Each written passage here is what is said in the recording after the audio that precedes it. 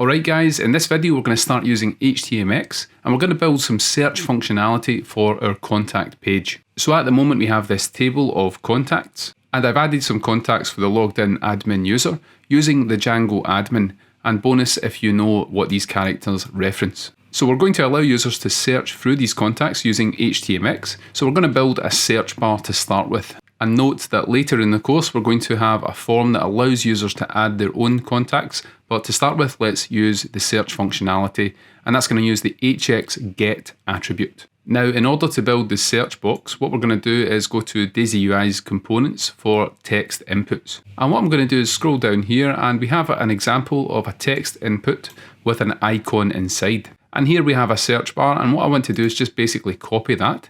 So we're going to copy this label tag that we have at the top here, and that has an input of type text and the placeholder of search here. So if we copy that, let's add the search just above the table that we see here. So in order to do that, let's go back to our template, contacts.html. Here we're including the contact list table. What we're going to do above that is paste in the code here that we've copied from Daisy UI.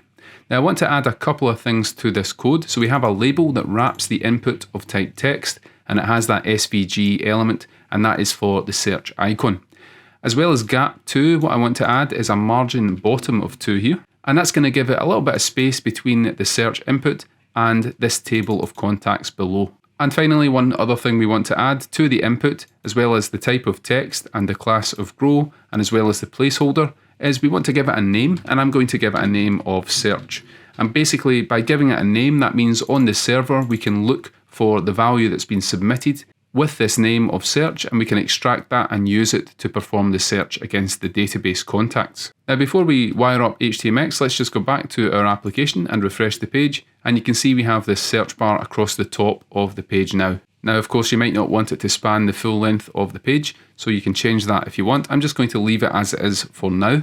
But of course if we type into this at the moment, nothing is happening, and that's because there's no functionality attached to this input of type text. But what we're going to do now is we're going to use HTMX so that when the user types into this field, it's going to send a GET request to a search URL in the Django application. Now at this point I want to introduce 3 HTMX attributes.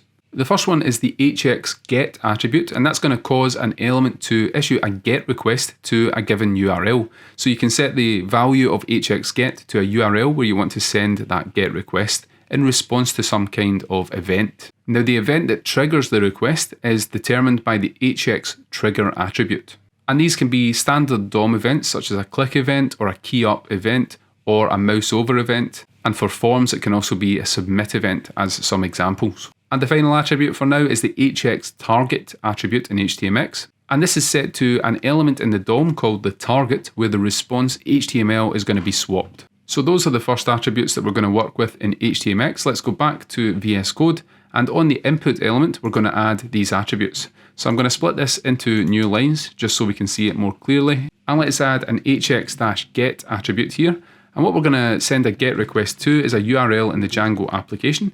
And we can use the URL template tag in Django in order to specify a named URL. And the one I'm going to define in a second is called search. After that, we can set the trigger. So we run an input element, and I'm going to set a trigger of key up.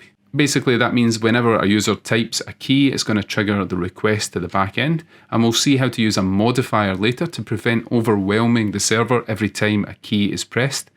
And finally, we're going to use the final attribute we saw, and that's HXTarget, and we set that to an element in the DOM. Now the element I'm going to set this to is one in this partial that we defined earlier on. So this partial contains a div at the top here with an ID of contacts list. I'm going to copy that, and we reference that using the CSS selector syntax. So it's an ID, so we use the hash and the name of that ID. Now the reason that's the target will become clearer later on when we actually hook up the backend functionality in Django. So let's start with that now. What we're going to do is create a URL with a name of search to start with. So let's go to urls.py and let's copy the path to the line below, and we're going to create a new URL called search. And the path for that URL is just going to be /search, and it's going to call up a view here called search_contacts. So now we have this URL path in the application. Let's go back to the Django views.py file, and we're going to create a new view here, and it's going to be the one we referenced called search contacts. and that'll take the request as a parameter as always in Django. And what we're going to do is we're going to get the search query here. We can do that by accessing request.get. That's going to contain any properties sent in the GET request to the backend, and we can use the .get function to extract a key out of that search query. So the name of the field on the front end was search, and that was referenced here in the name attribute to the input. So we're going to try and extract that, and if we don't have any value being extracted, we're going to default to an empty string here. So that's going to be the search query. And when we have whatever the user has submitted to the backend, we want to use that query to filter the user contacts by name or email. So if we go to models.py, the contacts that are tied to a user have a name and an email address. We want to search over those using whatever the user has submitted as the search query. So let's create a statement here, and what we're going to do to begin with at the top is we're going to import the queue object from Django.db.models. Now the queue class here, as it says in VS Code, it encapsulates filters as objects that can then be combined logically, and you can use logical expressions like and or in order to combine various queue objects. So let's go down and define the query now, and the reason we're using a queue object is because we want to allow this to be an or query, and that means when we search on the front end, let's say with a given name, we want to look for contacts that have either a name that contains that query or an email address that contains that search query. So let's create a variable here called contacts, and we're going to take the request.user, and that's the authenticated user, and we're going to access the contacts and filter these down. So the filter statement is going to take two queue objects. The first one is going to look at the name field, and it's going to have an I-contains expression, and we're going to set that to the query that we've extracted on line 15 above. And then we can use this pipe operator for the OR notation. That's going to create an logical OR query here. And then we're going to look at the email field, and again, we're going to use I-contains and set that to the query. So we're going to get back contacts that belong to request.user, but we are filtering here to make sure we only get the ones that are associated with this query, and that association is over the name field and the email field, and we're using the I-contains lookup here to perform that query. What we're going to do then is just return a render statement in Django, and what we're going to render is a partial template, and it's the one we created called contacts-list.html, and we can then add a context dictionary here, and it's going to have a key of contacts that is set to the contacts that we're pulling out on the line above. So this is the view in Django that's going to respond to that HTMX request. We get the search query here on line 15 using the request.get query dictionary in Django. And then we use the value of that to perform the logical filtering using this statement here and the queue expressions. And finally, we're rendering contacts-list.html, and we're adding the filtered contacts to the context here.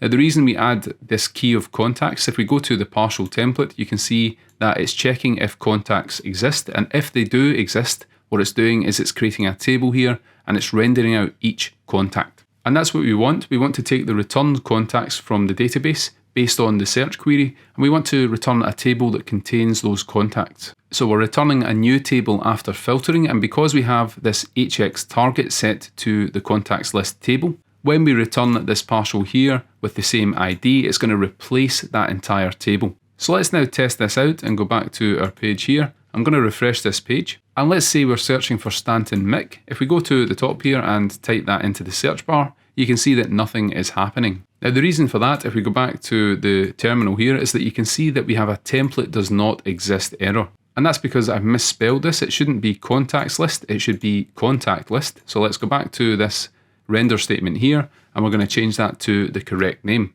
Once we've done that, we can save this and go back to our application. And let's try this again. When we search for Stanton Mick, you can see that the table filters and we get back the user, and that is going to happen dynamically whenever we change this search text here. So the key up event is what we're listening for, and HTMX sends the GET request whenever it receives that event. And this will work not only on the name but also on the email field. So for example, there are two users with an Outlook email address. If we search for Outlook here, you can see they're both returned. And notice that it's case insensitive, so we have Joe Chip here. If we search for Joe, you can see we still get that back, even though this is a lowercase first letter of J. And the reason for that is because in the query statements here, we're using I-contains, and that's a case insensitive contains match. Now notice though that this is going to send requests on every single key up. So if we go back to the application here, every time we do anything in this field, it's sending another request instantly to the Django server.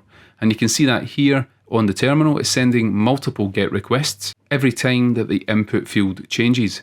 Now what we can do here is introduce a modifier. It's called a trigger modifier in HTMX, and that's going to prevent requests being sent every time the user types into the search box. Now to find out more about trigger modifiers, let's go to the HTMX documentation. Trigger modifiers essentially change the trigger's behavior. For example, if you want the request to happen only once, you can use a once modifier. And the way to do this is on the HX trigger attribute. After you specify the trigger event, you can use modifiers after that. And some other modifiers you can use include the changed modifier, the delay modifier, and similarly the throttle modifier. And there's also a from modifier as well, and some of these take an additional argument. Now the one that we are interested in here is the delay modifier. That's going to wait the given amount of time, for example 1 second, before it issues the request. And the most important part here is that if the event triggers again, then that countdown is reset. So that means that instead of sending the request every time the user types, it's going to wait for a given interval. And if we don't receive any more events in that interval, it's going to send the request. But if we do, it's going to reset the countdown, and it's not going to send that initial request. And that's going to stop the server being overwhelmed whenever the user types anything in. So let's introduce that delay now and go back to our contacts list.html. And in fact, this is in contacts.html here. So the trigger is key up, and we can add the modifier of delay, and we're going to give it a delay of 500 milliseconds. Now let's see how this modifies the behavior of the HX trigger element. So let's go back to our page here, and I'm going to refresh this page. And I'm going to open the developer tools here and go to the network tab. So let's do that just now. And I'm going to start typing into this box, and notice that if I'm typing here, we don't send requests on every single key up. But instead, the request is only sent after the delay of 500 milliseconds has passed and no other events have come in with the key up type. So just to reiterate here, if we type in something like Gmail here, you can see that it's only going to fire those occasionally after 500 milliseconds. And same if we type in Yahoo here, you can see that it eventually appears, but it's not sending the request every time the key up happens.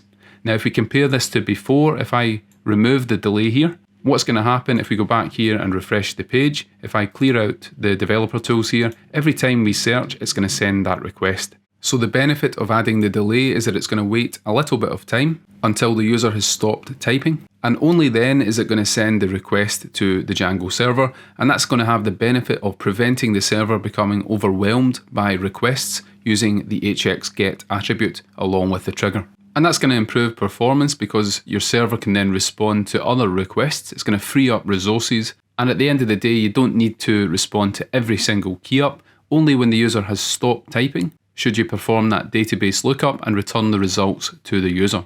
And you can amend this interval here. For example, if you wanted to wait 1 second, you can set that to 1000 milliseconds, or indeed you can use 1 second. So we now have this nice dynamic search functionality here that's entirely using HTMX in order to send requests to the backend and return this table of responses based on the filtered contacts. In the next video, we're going to use the HX indicator attribute, and we're going to demonstrate how we can respond to user events that are in flight using things like spinners to give the user feedback when particular actions are in progress. So that's coming up in the next video. Thank you for watching, and we'll see you then.